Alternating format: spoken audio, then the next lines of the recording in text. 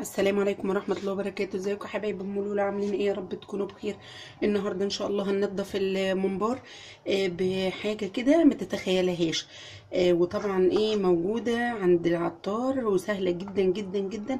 هتجيبيها ورخيصة، بس هتطلع لك الممبار بسم الله ما شاء الله زي القشطة. هنقول بسم الله الرحمن الرحيم. احنا معانا الممبار اهو، تمام. احنا ده قلبته قبل التصوير عشان ايه ما اخدش من وقت حضرتك كتير.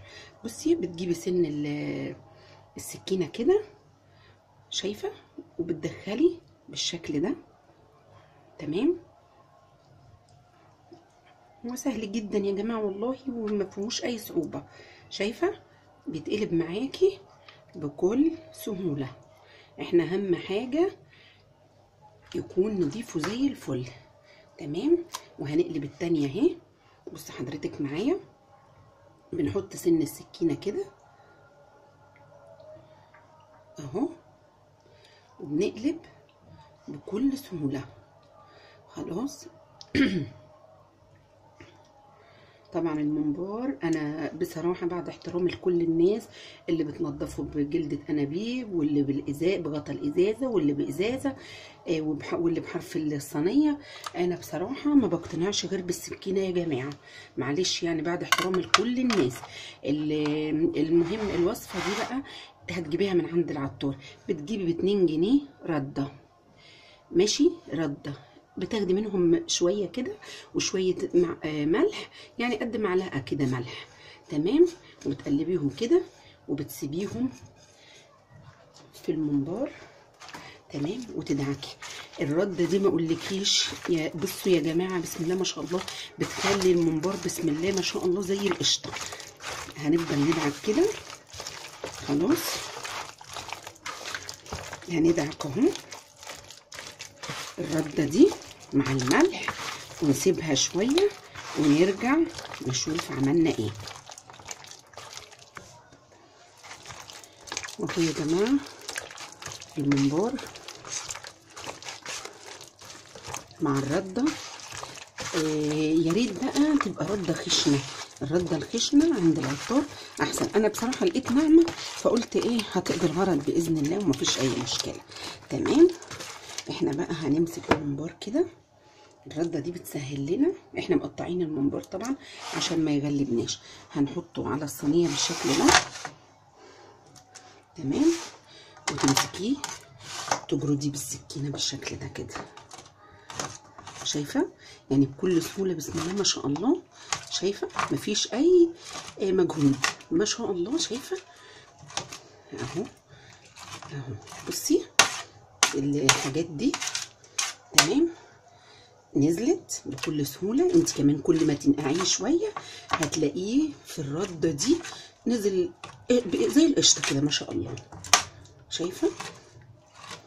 شايفه حبيبتي؟ بصي تفضلي تبحتي كده لغايه ما بالسكينه كده تجردي كده، تجردي، تمام، ماشي. بس طبعا انا معايا بكل سهوله، شايفه ما شاء الله، من غير اي مجهود، وبيبقى زي الفل. هفضل اجرد فيه كده بالسكينه، لان انا بصراحه بحب السكينه في تنظيف الممبار، ما بحبش اي حاجه تاني مهما يخترعوا ومهما يعملوا. بس انا بعد احترامي للجميع انا بحب السكينه اجرد بيها.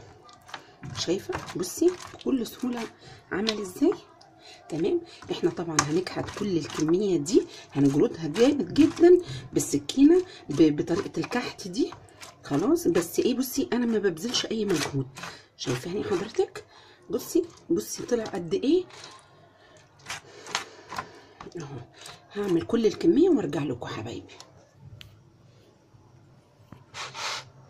وهو يا حبايبي بعد ما جردنا الممبار بالسكينه، والله العظيم اختراع. يعني بصي وهم الرده دي، وهم في الممبار، لا بتغلبك ولا بتفضلي تكحتي فيه كتير، تجردي فيه كتير، ولا يعني ما فيش مجهود خالص. والله ما كملت 3 دقايق. وبصي بسم الله ما شاء الله، هو شطفته بس مطرح بتاع ده الرده بس، كده. وهنعمل ايه تاني؟ احنا كده شطفناه، وهنيجي بعد كده هنحط برده شويه رده. على فكره الرده بتساعد، ما بتخليش فيه ريحه نهائي خالص، اكتر من الدقيق كمان. تمام. بتفركي فيه كده خلاص، وتحطي شويه خل.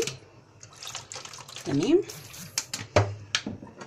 والليمونه دي بقى هنخليها ايه بعد ما نشطف الممبار كده، وبعد كده هنرجع بقى نقلبه زي ما كنا قلبينه اول مره، ونغسل برده الوش بنفس الطريقه برده بالرده، ونرجع نوريه لكم بعد ما نقلبه ونغسله تاني. تمام. هي الرده وهم بصراحه في غسيل الممبار، يعني هتجربيها باذن الله وهتدعي لي. خلاص هو كده بسم الله ما شاء الله ما فيهوش اي حاجه. احنا نشطفه كويس جدا ونحطه في ميه وملح وليمون ونسيبه شويه، وبعد كده نقلبه على الوش الاصلي بس، وبعد كده نغسله بنفس الطريقه دي على الوش على الناحيه الثانيه، وخلاص على كده. تمام.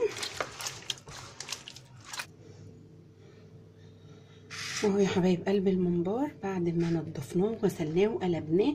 طبعا الناحيه التانيه فيها دهون، احنا قلبنا وغسلناها بالميه والليمون والملح والخل وخليناها زي الفل، ورجعنا قلبناه تاني عشان بخلي الدهون من جوه.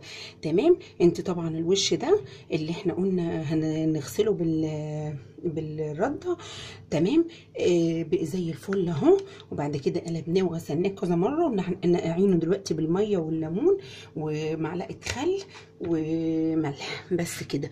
وبعد كده هصفيه وهشيله، وبعد كده هنحشيه ونوريه لكم بعد كده في حلقه تانية ان شاء الله. ويا رب كده الوصفه الجديده بتاعتنا دي تعجبكم وتنال رضاكم ان شاء الله. والسلام عليكم ورحمه الله وبركاته.